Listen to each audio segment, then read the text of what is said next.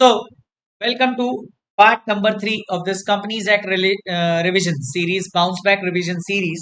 और हमने last part तक में हमने इनकॉर्पोरेशन से related section 2 clause 69 of the companies act पढ़ लिया था, दैट इज प्रमोटर्स। सेक्शन 3 पढ़ा था फॉर्मेशन ऑफ कंपनी, सेक्शन 7 पढ़ा था इनकॉर्पोरेशन ऑफ कंपनी, सेक्शन 9 पढ़ा था इफेक्ट ऑफ रजिस्ट्रेशन, एंड उसके बाद हमने section 4 and section 5 memorandum and articles respectively हमने उसके सेक्शंस पढ़ लिए थे। फिर हमने यहाँ पर डॉक्ट्राइन ऑफ अल्ट्रा वायर्स भी देख लिया था। अब दोस्तों हम आगे बढ़ रहे हैं इस रिवीजन सीरीज में part number 3 of the companies act में, that is memorandum doctrine of constructive notice. Sir doctrine of constructive notice का मतलब होता है, कंस्ट्रक्टिव नोटिस मतलब डीम्ड नॉलेज, ऐसा मान लिया जाएगा कि दोस्तों आपको नॉलेज है। अच्छा, पार्ट नंबर 1 में, पार्ट नंबर 2 में या part number 3 of the companies act में हमने जितना भी रिवीजन किया है दोस्तों, आपको मैं एक बात बता दूं, ये पूरी की पूरी इन हैंड रिटन नोट्स इस वीडियो के डिस्क्रिप्शन पर मिल जाएगी। So enjoy, chill, download it, keep it with yourself, do share to your friends if you feel comfortable. Do let me know if you have any queries. Just WhatsApp me on 8871296220. Correct? Okay. Now दोस्तों, memorandum and articles of association is a public document. Is a public document under section 399 of the Companies Act. Under section 399 of the Companies Act. ऐसा कौन बोलता है? Section 399, ठीक है। तो consequently any person dealing with the company can go there, first go there and inspect them because they are the public documents by payment of some nominal fees. Correct है? Yes, no? Answer is yes. कुछ companies के महुआ and Ahua available है online, मैंने आपको दिखाया भी था, आपको याद हो रेगुलर बैच में मैंने आपको दिखाया था पोर्टल ओपन करके हर कंपनी का। Therefore, any person dealing with the company must have the knowledge of Mahua and Ahua of the company. कल को वो ये नहीं बोलना चाहिए सर मैंने नहीं पढ़ा और मैंने कंपनी से डील कर लिया। हाँ, it is your fault because section 399 क्या बोलता है? It is a public document, it is available, आप उसे मंगा सकते हैं। और अगर किसी कंपनी का पब्लिकली अवेलेबल नहीं है तो आप पेमेंट कर सकते हैं नॉमिनल फीस का, और आप उस कंपनी का memorandum of association and articles of association available करा सकते हैं। अच्छा, only reading and having knowledge of MOA and Ahua is not under sufficient because सामने वाला person should also understood the same. उसे समझना भी रहेगा, सिर्फ पढ़ लिया ऐसा नहीं, समझना भी है, पढ़ के समझना भी है। Any person dealing with the company without having knowledge of MOA and Ahua then it is the fault of such person and not of the company. याद रखना, doctrine of constructive notice company को protect करती है from the outsiders, ठीक है। वो ये बोलती है, बोले कि यार अगर कोई भी पर्सन है जो डील करता है कंपनी से without having knowledge of MOA and Ahua, then it is the fault of such person, not the company, and company will not be liable to outsiders. This doctrine protects the company from outsiders. Correct? और इसी का एक reverse वाला है, मतलब doctrine of constructive notice से बिल्कुल उल्टा, डॉक्ट्राइन ऑफ इंडोर मैनेजमेंट, ये आउटसाइडर्स को प्रोटेक्ट करता है कंपनी से, ठीक है। So outsiders is only liable to know whether the company has desired authority in its MOA and AOA of the company to enter into transaction. देखो, outsider को सिर्फ ये पता होना चाहिए कि कंपनी ये काम कर सकती है, और कर सकती है तो कैसे कर सकती है, क्या क्या कर सकती है, कैसे कैसे कर सकती है, by reading the MOA and AOA of the company. Correct? लेकिन outsider is not liable to know what is going on internally in the company. भाई अंदर क्या चल रहा है वो हमें क्या पता, ये तो अंदर कंपनी के अंदर की बात है। यस और no? So outsider is liable to know MOA and AOA, ये बात तो हम एग्री करते हैं कि भाई कंपनी क्या कर सकती है, कैसे कैसे कर सकती है, बट वो लाइबल नहीं है to have the knowledge of internal working of the company. कौन क्या कर रहा है, कैसे कर रहा है, ये नहीं पता कर रहा है, प्रोसेस पता कर लो, कौन कौन क्या कर रहा है, इंटरनल वर्किंग जो it is not the duty of outsider to see how the company to see how company does its internal proceedings. Correct? If company fails to fulfill its internal proceedings, then company is liable to outsiders, and this doctrine is exception to doctrine of constructive notice. Constructive notice का ये doctrine एक exception है दोस्तों, don't you worry about it. Correct? Okay, this doctrine protects outsiders from the claim of company. इसके लिए बहुत famous case law है दोस्तों, the Royal British bank versus Turquand. Turquand, इसका और कुछ प्रोनाउंसिएशन मत करना गधों। हेलो, आज तक बिल्कुल नहीं, कोई बात नहीं भैया। अच्छा, इसमें क्या हुआ था, देखो एक कंपनी है जो इनकॉर्पोरेट हुई थी ज्वाइंट स्टॉक कंपनीज एक्ट 1844, है ना, यूके का केस लॉ है, ठीक है, यूके में। अच्छा, उस कंपनी के आर्टिकल्स में ऐसा लिखा हुआ था। अच्छा, ये जो फेमस केस लॉ है, आपको फेमस केस लॉ के अंदर की कहानी कभी नहीं पूछेंगे वो, वो सिर्फ ये पूछे, वो आपसे प्रोविजन पूछेंगे और आपको उस प्रोविजन से रिलेटेड जो केस लॉस गिवन है क्या वो आपको याद है, तो आप उसे कोट करके आना। तो आपका देखो लॉ में ना, मैं आपको एक बात बोलूं, 100 बच्चे एग्जाम दे रहे हैं ना, तो 100 के 100 खराब लिखते हैं। उन 100 में से कोई 10-20 बच्चे थोड़ा सा अच्छा अगर अपन ने लिख दिया ना, थोड़ा सा भी बेटर लिख दिया, तो दोस्तों हमारे पास होने के चांसेस तो बढ़ ही जाते हैं, प्लस हमारे अच्छे खासे मार्क्स आ जाते हैं। करेक्ट है? Yes no? Answer is yes. तो सिंपल सा, कंपनी के क्या बात कर रहे हैं अपन, कंपनी के आर्टिकल्स ऑफ एसोसिएशन में ऐसा लिखा था, director can borrow up to amount specified by shareholders by passing resolution in general meeting. मतलब कहना ही से डायरेक्टर्स कितना बोरो कर सकते हैं, डायरेक्टर कितना बोरो कर सकते हैं, एक ऐसा अमाउंट जो शेयर होल्डर रेजोल्यूशन पास करेंगे जनरल मीटिंग में, उतना। ठीक है? तो कंपनी लोन कितना, कंपनी ने लोन कितना दिया यहां पर, और कंपनी ने लोन जो भी दिया उसके बेसिस पे, पहले अगर आप रेजोल्यूशन देखोगे, मतलब आर्टिकल्स का रूल देखोगे, तो वो क्लियरली बोलता है कि मतलब क्या है, बोरो करने के पहले मेंबर्स की या शेयर होल्डर्स की मीटिंग बुलाओ, और उसमें मेंबर शेयर होल्डर जितना अलाउ करेंगे उतना बोर्ड ऑफ डायरेक्टर बोरो कर सकते हैं। सिंपल। करेक्ट है? ओके।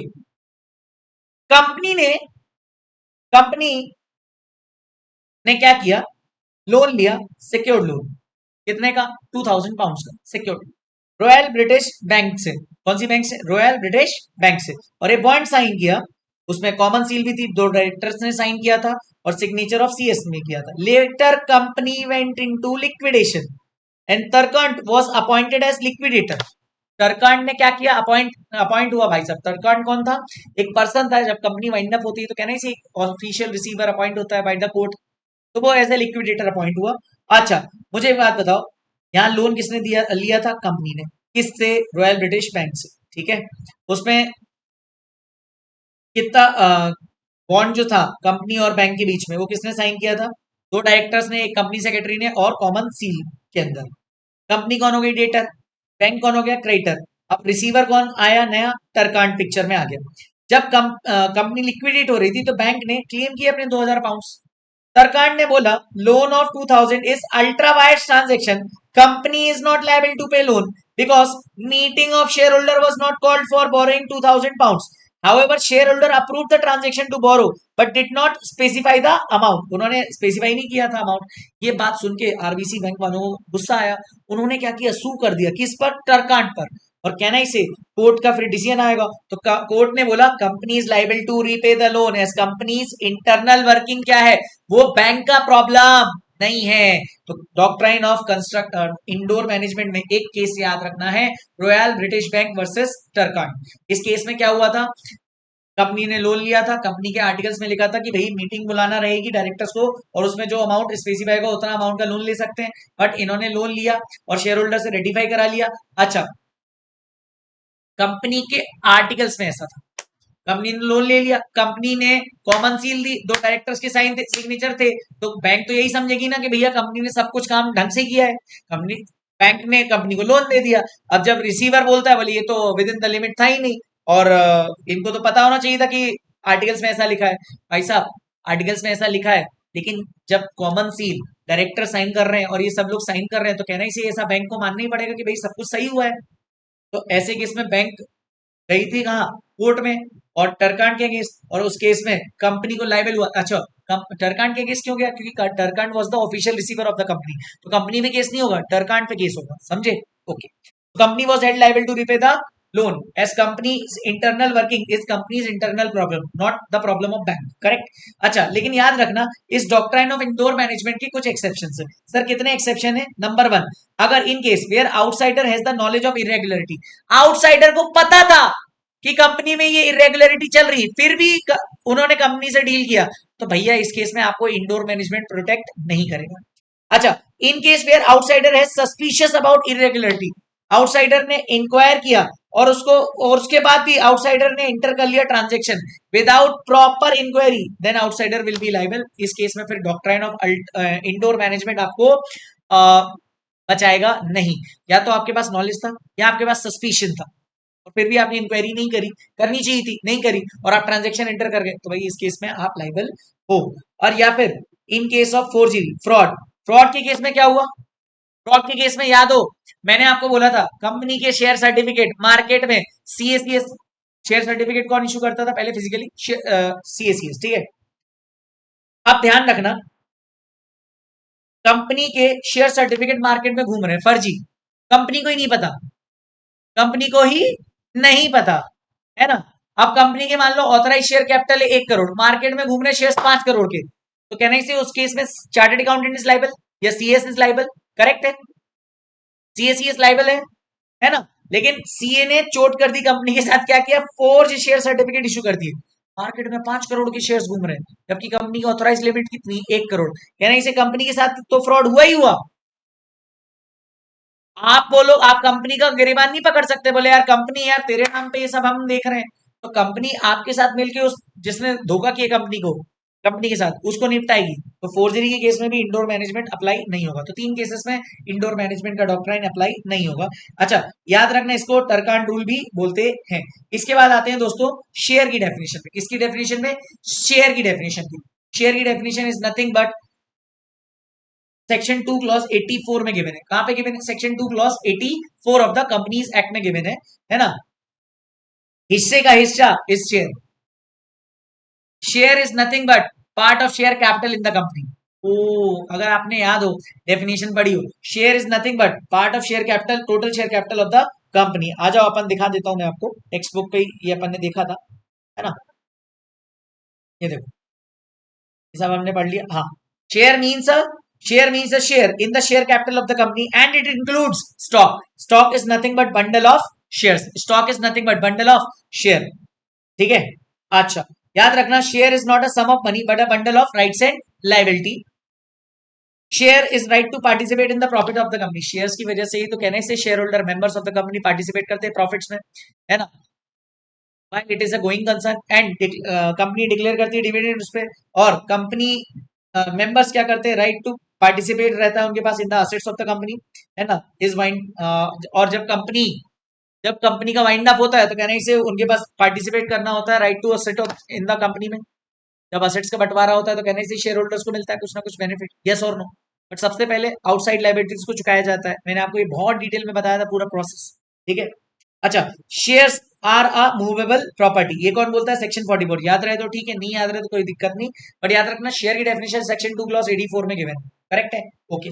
अच्छा, शेयर्स पहले होते थे डीमैट फॉर्म, सॉरी अब होते हैं डीमैट फॉर्म में, पहले होते थे फिजिकल शेयर्स, है ना।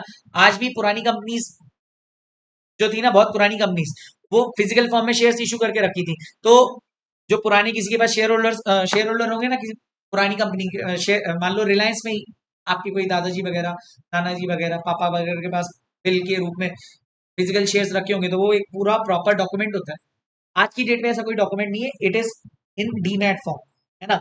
अच्छा, आज की डेट में मैंडेटरी है that every company making public offer and any class of company specified shall issue securities only in demat form, है ना। अच्छा, ओनरशिप का रिकॉर्ड कहां मिलेगा? सर डिपॉजिटरीज के पास। मैंने आपको बताया भी था, डिपॉजिटरी इंडिया में 2 कंपनीज है, एनएसडीएल और CDSL.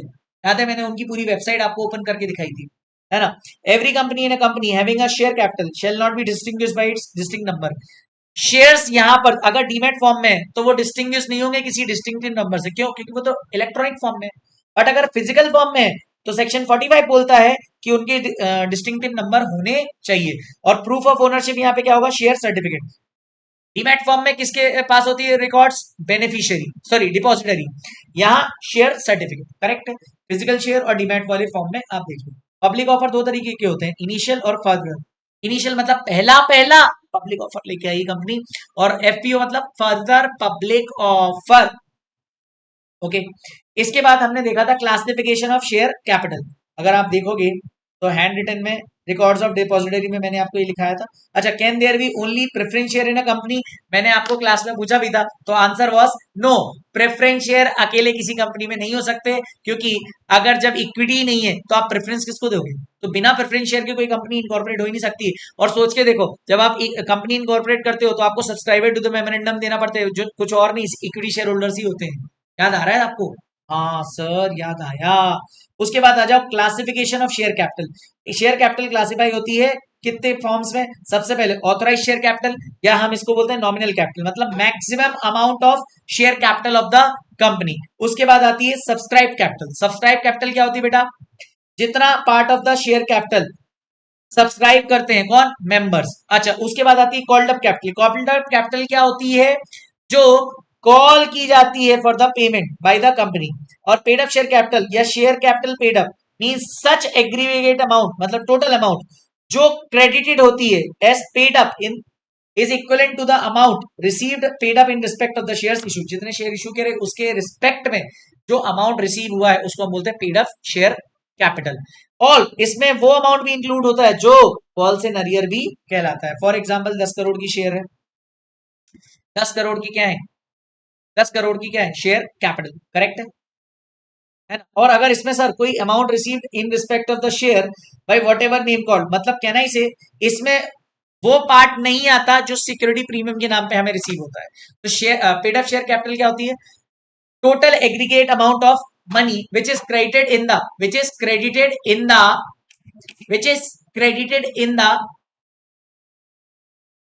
which is credited in the as paid up, which is credited in the account of the company as paid up for the number of shares issued by the company and includes any amount credited paid up in respect of the shareholders of the company which is not yet received but they will be received, जैसे calls in arrear, but it does not include any excess amount which is being received by received in respect of such shares, जिसको हम बोलते हैं security premium. इसके अंदर share security premium नहीं आता। समझ में आ रही है बात? बोलो। करेक्ट। तो हमने क्लासिफिकेशन ऑफ शेयर कैपिटल में देख ली कितनी? 5। Number 1 nominal authorise registered share capital है ना, मान लो 10 करोड़ है। इशूड कैपिटल जितना हमने पब्लिक को ऑफर दिया। सब्सक्राइब कैपिटल पब्लिक ने जितना सब्सक्राइब किया, उसमें से कॉल्ड अप कैपिटल जितना पब्लिक ने से कॉल किया, और उसमें से पब्लिक ने जितना पे कर दिया। कॉल्ड अप मतलब जितना हमने पब्लिक से मांगा, और पेड अप जितना पब्लिक ने दिया अभी तक। अनपेड मतलब अभी पेमेंट लेना पेंडिंग है, और अनकॉल्ड मतलब जितना हमने पब्लिक से मांगा नहीं। करेक्ट? Yes no? ओके। इसके बाद आता है काइंड्स ऑफ शेयर कैपिटल। दो टाइप की शेयर कैपिटल होती है, एक होती है प्रेफरेंस शेयर कैपिटल, एक होती है equity share capital. Preference share capital is nothing but यहां पर दो कंडीशन फुलफिल करनी होती है। दो कंडीशन में कौन सी फुलफिल करनी होती है? एक होती है दोस्तों, एक होती है which fulfils two condition. Preference share capital is nothing but share capital which fulfils two condition. दो प्रायोरिटी, दो प्रेफरेंशियल राइट्स होते हैं प्रेफरेंशियल होल्डर्स के पास। पहला preferential right in respect of payment of dividend, जब भी डिविडेंड बटेगा प्रेफरेंशियल होल्डर्स को पहले मिलेगा। करेक्ट? कोई दिक्कत नहीं सर। जब भी कैपिटल का रिपेमेंट होगा वाइंडिंग अप के टाइम पर, तो उस टाइम पर भी प्रेफरेंशियल राइट रहता है प्रेफरेंस शेयर होल्डर्स के पास। करेक्ट है? तो preference share capital must have priority both regard to payment as of dividend as well as capital. मतलब डिविडेंड मिलेगा तब भी प्रायोरिटी रहेगी, कैपिटल रिपेमेंट होगा तब भी प्रायोरिटी रहेगी। सर इक्विटी शेयर कैपिटल क्या होती है? Means all share capital which is not a preference share capital. Equity share capital क्या है? बोले सर जो प्रेफरेंस शेयर कैपिटल नहीं है। तो सर प्रेफरेंस शेयर कैपिटल क्या है? जिसके पास दो राइट्स हैं इन प्रायोरिटी, एक तो पेमेंट ऑफ डिविडेंड, एक तो रिपेमेंट ऑफ कैपिटल। करेक्ट है? Yes no? अच्छा, equity share capital voting rights भी होती है और डीबीआर के साथ भी होती है, डिफरेंशियल राइट्स। याद हो मैंने आपको डीबीआर भी बताया था गवर्नमेंट कंपनी के टाइम पे, है ना सर? एग्जाम्पल में मैंने आपको टाटा मोटर्स भी बताया था। टाटा मोटर्स ने जब land rover and Jaguar acquire किया था ना, तब उन्होंने पता क्या किए थे? Equity shares with DBR issue किए थे। करेक्ट? तो याद रखना इक्विटी शेयर कैपिटल दो तरीके के होते हैं, with voting rights and with differential rights. Correct chatters? Yes no? Answer is yes. यहां जाके हमारा इक्विटी शेयर का डिस्कशन खत्म होता है। अब हमारा एक बचा था सेक्शन नंबर 10, वो भी हम फटाफट से देख लेते हैं। इस चैप्टर में कुछ ज्यादा बचा नहीं है अपना, ठीक है? सेक्शन 10 बात करता है effect of, just a minute निकाल लेते हैं सेक्शन 10। सेक्शन 10 बात करता है effect of memorandum and articles. क्या बोलता है? मेमोरेंडम एंड आर्टिकल्स जब रजिस्टर हो जाता है तो ऐसा माना जाता है कि कंपनी और हर एक मेंबर ने MOA and AOA personally sign किया है। कैन आई से मेमोरेंडम एंड आर्टिकल्स जब भी कंपनी रजिस्टर हो जाती है, कंपनी का रजिस्टर हो जाता है, तो ऐसा मान लिया जाता है कि कंपनी और उसके सारे मेंबर्स ने पर्सनली इसे साइन किया है दोस्तों। ठीक है? ठीक है? अच्छा सर वह एक एग्रीमेंट हो जाता है कि मेंबर्स को कंपनी के memorandum and articles provisions follow करने पड़ेंगे। सर बट आजकल अगर जब हम स्टॉक मार्केट से परचेज करते हैं शेयर्स, तो हम तो साइन करते ही नहीं, हम तो परचेज करते हैं, सेल कर देते हैं। बट ऐसा मान लिया जाता है, कहना इसे डीम्ड, ओ ये कौन बोलता है? Section 10 effect of MOA and Ahua, correct है। तो यहां जाके अगर आपको मैं एक बार क्विकली रिकैप कराऊं तो इनकॉर्पोरेशन से लेके हमने जितना भी पढ़ा पार्ट 2 एंड 3 में, सर एक तो आ जाता है हमारा सेक्शन 2 क्लॉज 69 जो बात करता है प्रमोटर की डेफिनेशन। दूसरा आता है सेक्शन 3, वो बात करता है memorandum of association Mahua. Section section 3 के बाद हमने पढ़ा था section 5 articles of association, correct. Sorry section 4 था मेमोरेंडम का, सेक्शन 3 था फॉर्मेशन ऑफ कंपनी का, सेक्शन 5 था आर्टिकल्स का, ठीक है। फिर सेक्शन 7 पढ़ा था हमने इनकॉर्पोरेशन का, section 8 not for profit company, company with charitable object, section 9 effect of registration, section 10 sir effect of MOA and AOA. Oh that's great, okay sir, thank you sir, समझ में आ गया सर, आगे बढ़ जाओ सर। ओके तो basically effect of MOA and AOA मैंने copy में वही लिखा है कि if you become member today तो ये मान लिया जाएगा कि तुमने मेमोरेंडम एंड आर्टिकल्स को साइन किया है, बट एक्चुअली तुमने नहीं किया बिकॉज वो तो फर्स्ट मेंबर्स ने किया था एज पर सेक्शन 399, ठीक है। अच्छा इसके बाद आ जाते हैं अपन section 1 of the companies act, applicability of companies act, companies act होना चाहिए, ठीक है। कुछ क्या कंपनी, अच्छा ये एक्ट किस पर एप्लीकेबल है? सबसे पहले company incorporated under companies act 2013 या फिर प्रीवियस कंपनी लॉ 1956 या उसके पहले 1913 है ना, या 1856 वगैरह। अच्छा ये एक्ट बैंकिंग कंपनी पे भी लगेगा except when provisions are inconsistent to the provisions of banking regulation act 1949। तो ये कंपनीज एक्ट किस किस पर लगेगा सर? ये कंपनीज एक्ट लगेगा company incorporated under this act और any other previous law, previous company law. Banking company except when the provisions are inconsistent with the banking regulation act, अगर बैंकिंग रेगुलेशन एक्ट के provisions अलग हैं और companies act के अलग हैं तो बैंकिंग कंपनी को बैंकिंग रेगुलेशन एक्ट फॉलो करना है। Same goes with insurance company, insurance company पर भी कंपनीज एक्ट 2013 लगता है, लेकिन अगर इंश्योरेंस एक्ट या 1938 या एडा 1999 के प्रोविजन इनकंसिस्टेंट है तो फिर इंश्योरेंस कंपनी को ये दोनों एक्ट फॉलो करने हैं, ना कि कंपनीज एक्ट, ठीक है। इसके अलावा इलेक्ट्रिसिटी कंपनी पर भी सेक्शन नंबर 1 एप्लीकेबल होता है। अगर provision of companies act are inconsistent with the electricity act तो फिर उस केस में हमें इलेक्ट्रिसिटी एक्ट फॉलो करना पड़ेगा, कंपनीज एक्ट फॉलो नहीं करना पड़ेगा। या कोई भी ऐसी special company formed under special act except when the provisions are not consistent, ठीक है। और इसके अलावा ऐसी कोई भी ऑर्गेनाइजेशन जिसे सेंट्रल गवर्नमेंट बोल दे कि भैया आज से तो कंपनी है, ओके। तो ये 6 बातें बोलता है section 1 of the companies act, section 1 of the companies act. क्या ये बात समझ में आ रही? आ जाओ एक बार टेक्स्ट बुक से भी देख लेते हैं फटाफट से। टेक्स्ट बुक में पहले ही पेज पे गिवन होगा, है ना, ध्यान से देखना, ये गिवन है, ये देख लो, है ना। तो सर वो देखो क्या लिखा, company incorporated under this act और प्रीवियस कंपनी लॉ, फिर इंश्योरेंस कंपनी एडा इनकंसिस्टेंट नहीं होना चाहिए except inconsistent with the IRDA और इंश्योरेंस डेवलपमेंट एक्ट या insurance act. Banking company except inconsistent किससे है? बैंकिंग रेगुलेशन से। Company engaged in the manufacturing and supply of electricity तो उनके लिए इलेक्ट्रिसिटी एक्ट 2003 है, ठीक है, 2003 है ना, सही लिखा था ना, सही। इसके अलावा any other company govern by special act, कोई स्पेशल एक्ट के अंदर है, या फिर कोई ऐसी बॉडी कॉर्पोरेट जैसे किसने बोल दिया सेंट्रल गवर्नमेंट ने बाय नोटिफिकेशन, जैसे NHAI national highway corporation of India, ये कोई कंपनी नहीं है बट इसे सेंट्रल गवर्नमेंट ने बोल के रखा है, इस पे कंपनीज एक्ट 2013 एप्लीकेबल होता है।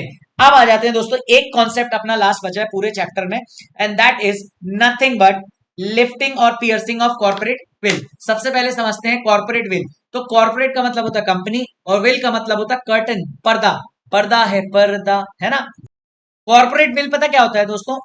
अगेन पर्दा है, पर्दा, पर्दे में रहने दो, पर्दा ना हटाओ, पर्दा जो हट गया तो भाई साहब ये पता चल जाएगा कि कंपनी के पीछे काम कौन कर रहा है, कांड कौन कर रहा है। और ये बिल कब हटता है? जब कोर्ट आदेश दे। कौन आदेश देगा? कोर्ट आदेश देगा। समझ में आ रहा है? अच्छा ध्यान से समझना, corporate veil is nothing but a legal concept where the company is identified separately from its member. Company अलग से, मेंबर अलग से, सेपरेट लीगल एंटिटी। याद आ रहा है? हाँ sir. Corporate veil refers to concept that members of the company are protected from liability connected to the company's action. It means that members should not be liable for those errors. Thus, the shareholders are protected from the acts of the company.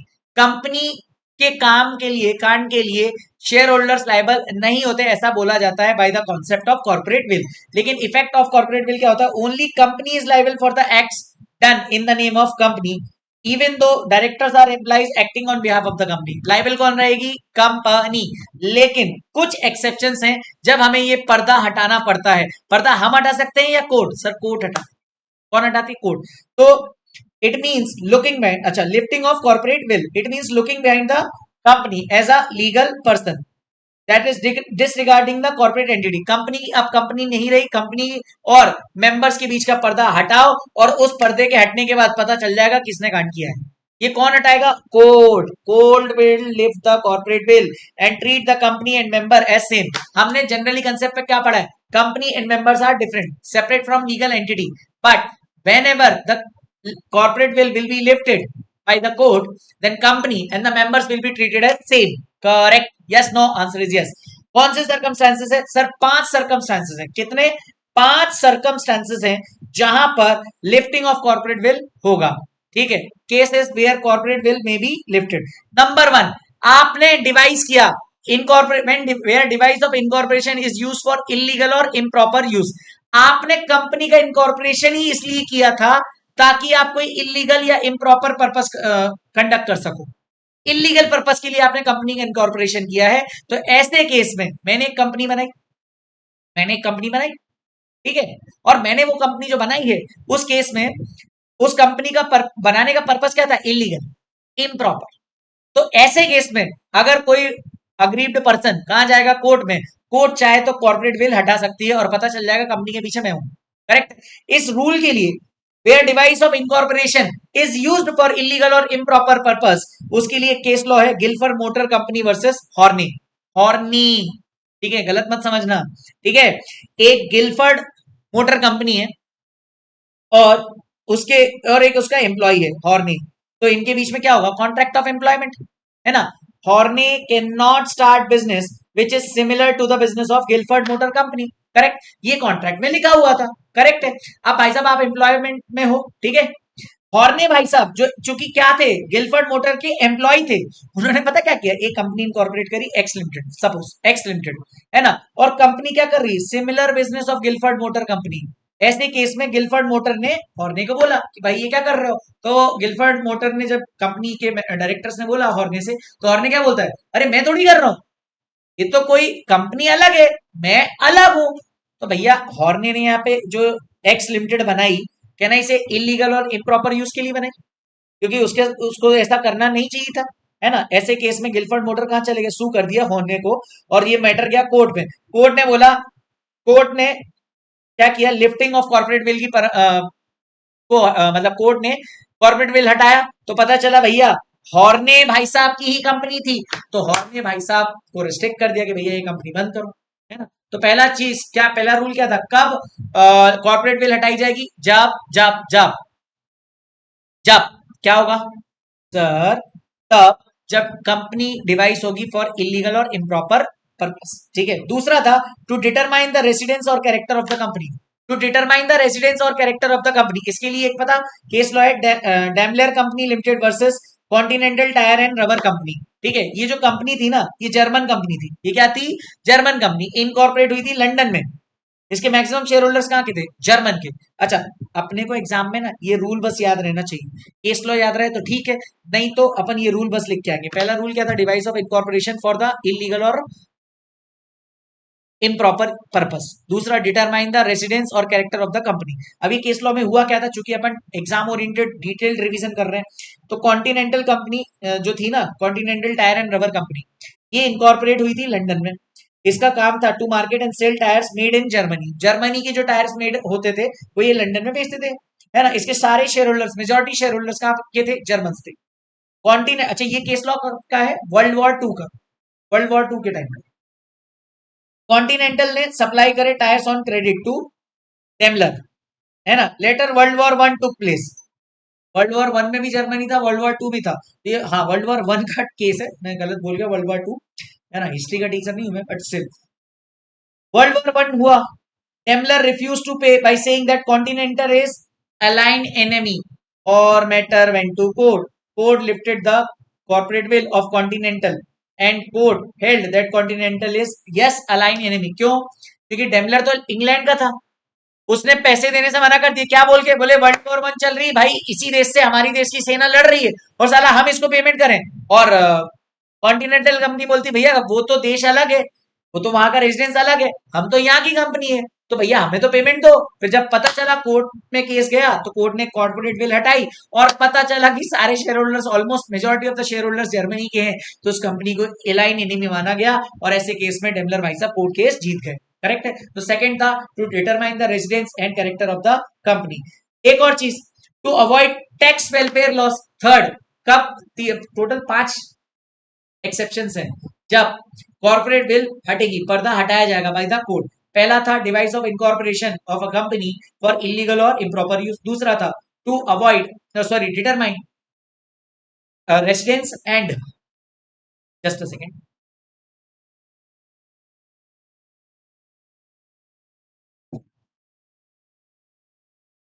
To determine the residence and character of the company. अच्छा, तीसरा था to avoid tax welfare laws. Tax welfare laws में डिंशॉ मानिक जी पटीट का case law था। क्या हुआ था इसमें, ध्यान से समझते हैं। डिंशॉ भाई साहब जो थे ना, भयंकर रिच आदमी थे, एंजॉय कर रहे थे huge income in the form of dividend and interest. तो हाई इनकम तो कहने से हाई इनकम टैक्स देना पड़ेगा। तो डिंशॉ भाई साहब ने 4 कंपनीज बनाई। ठीक है, 4 कंपनीज बनाई और सब में अपना जो भी इनकम थी उसे ट्रांसफर कर दिया 4 प्राइवेट कंपनीज में। Private company number 1 2 3 4, income of dividend and interest will be receive by 4 private companies now. अच्छा, जब भी private companies use to receive the income, Dinshaw उनसे लोन ले लेता था जो वो कभी रिपे ही नहीं करता था। अरे बात, इनकम टैक्स अथॉरिटी देख रही है कि डिंशॉ पैसे तो कमा रहा है, लेकिन पैसा 4 प्राइवेट कंपनी में इन्वेस्ट कर देता है और फिर उन्हीं 4 कंपनी से क्या ले रहा है, लोन ले रहा है, तो वो कभी रिपे ही नहीं कर रहा है। टेक्निकली बहुत पुरानी केस लॉज है ना, लेकिन बट आज की डेट में ऐसा करना मत, पकड़े जाओगे पहले ही दिन। आज तो सब कुछ इलेक्ट्रॉनिकली, करेक्ट। उस जमाने में ऐसा नहीं था। तो 4 प्राइवेट कंपनी बनाई, जैसे ही उनको इनकम रिसीव हो गए, अगले दिन भाई साहब लोन ले लें और वो उसे कभी रिपे नहीं करें। तो इनकम टैक्स वाले बोले यार हमें तो इनकम टैक्स मिल ही नहीं रहा। ये मैटर वो लेके गए कहाँ, कोर्ट में। कोर्ट में भैया जैसे ही मैटर गया तो कोर्ट ने कॉर्पोरेट बिल हटाई, तो पता चला दिनशा भाई साहब यहाँ पे टैक्स इवेशन कर रहे थे। क्या कर रहे थे, टैक्स वेलफेयर लॉस की लाइबिलिटी, टैक्स ऑब्लिगेशन को अवॉइड कर रहे थे। ये सही बात गलत बात, बिल्कुल ना चलबे। जब चलबे नहीं है तो कहना ही से उस केस में दिनशा भाई साहब पनिश्ड हुए। फिर आता है fourth, to avoid legal obligation. Legal obligation क्या होती है कि मान लो आपको कोई चीज लीगली आपकी ड्यूटी है पे करना और आप पे नहीं कर रहे हो। क्या था, एक कंपनी थी वर्क में, एक कंपनी थी, उसका केस लॉ हुआ था associated rubber industries limited.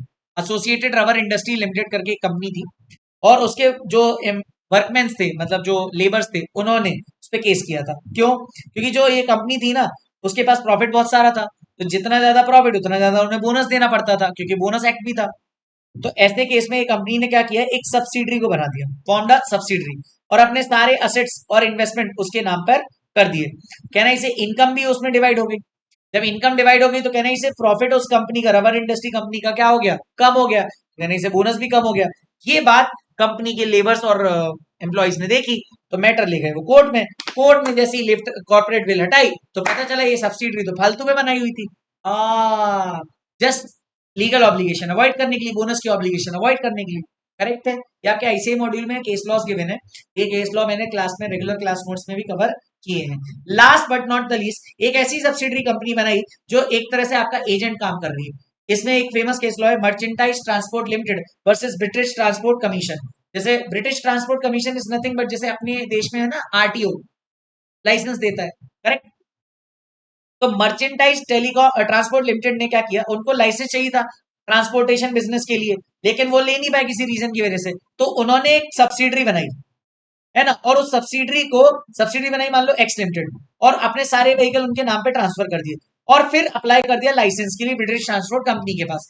British transport company के पास जैसे ही ये लाइसेंस की एप्लीकेशन गई तो तुरंत उनका दिमाग खुला और उन्होंने बोला अरे ये तो व्हीकल हम पहले भी रिजेक्ट कर चुके हैं। तो मैटर गया कोर्ट के पास। कोर्ट ने जब कॉर्पोरेट बिल हटाई तो पता चला कि मोटर ट्रांसपोर्ट व्हीकल वाले ही लोग हैं जिन्होंने एक सब्सिडरी एक्स लिमिटेड बनाई है और उसके नाम पे व्हीकल ट्रांसफर कर दिए। तो भैया ये तो चल भी नहीं। और ऐसे केस में जब कॉर्पोरेट विल हटी तो पता चला कि भैया सब्सिडरी को सिर्फ इस वजह से फॉर्म किया गया है ताकि आपको वो सब्सिडरी को एज ए एजेंट चला सके, but it is not allowed. समझ में आ रहा है बात? Yes, no, answer is yes. तो यहां जाके लिफ्टिंग ऑफ कॉर्पोरेट विल के एक्सेप्शंस भी खत्म होते हैं। कितने एक्सेप्शन थे सर? 5 एक्सेप्शन थे। Number one, device of incorporation, incorporating, devising a company या device of incorporation of a company for illegal और इम्प्रॉपर यूज। दूसरा था टू डिटरमाइन द कैरेक्टरिस्टिक और रेजिडेंस ऑफ द कंपनी। तीसरा था to avoid tax welfare laws. चौथा था to avoid legal obligation. और पांचवा था subsidiary company is form to act as an agent. इन 5 केसेस में कोर्ट क्या करेगी? कॉर्पोरेट विल हटा देगी। मतलब यहां पर members of the company and company are one at the same. But in general क्या होता है? कंपनी अलग से, मेंबर अलग से, company is separate legal entity. यहां जाके मेरा कंपनीज एक्ट पूरा खत्म होता है। हमने यहाँ पे पढ़ा सेक्शन 4 महुआ, सेक्शन 5 महुआ और section 10 effect of MOA and MOA, और डॉक्ट्राइन पढ़े, indoor management, constructive notice, ultra vires, correct है। और उसके बाद हमने पढ़ा कॉर्पोरेट बिल और लिफ्टिंग ऑफ कॉर्पोरेट बिल। अच्छा दोस्तों, इसके पहले हमने कितने सेक्शन पढ़े? सेक्शन 1 इंट्रोडक्शन, सेक्शन 2 तो हमने पार्ट 1 में बहुत डिटेल में पढ़ लिया था, डेफिनेशन वाला पार्ट है ना। फिर सेक्शन 2 क्लॉज 69 इनकॉर्पोरेशन के अंदर पढ़ा था हमने सबसे पहले promoter. Section 3 formation, section 7 incorporation, section 9 effect of registration, section 10 effect of MOA and Ahua, section 4 Mahua, section 5 अहुआ, है ना। और इसके अलावा हमने पढ़ा था 2 क्लॉज 84 क्या बात करता था? शेयर की डेफिनेशन, करेक्ट है। और ये 4 डॉक्ट्राइन्स और उनकी उसके बाद कॉर्पोरेट बिल और लिफ्टिंग ऑफ कॉर्पोरेट बिल। यहां जाके मेरा पूरा कंपनीज एक्ट का रिवीजन खत्म हो गया है। अब दोस्तों इसके बाद अपन करेंगे राइटिंग प्रैक्टिस जो लाइव एट होम होती है on zoom. Okay, so all the best. Companies act मेरी तरफ से पूरा रहा श्योर शॉर्ट। इसमें 21 में से 20 मार्क्स आप स्कोर कर सकते हो। कोई भी डाउट्स हो आप मुझे व्हाट्सएप कर सकते हो 8871296220। और अगला टॉपिक हम जल्दी ही लेके आएंगे। Okay, that's it from my side, bye, take care.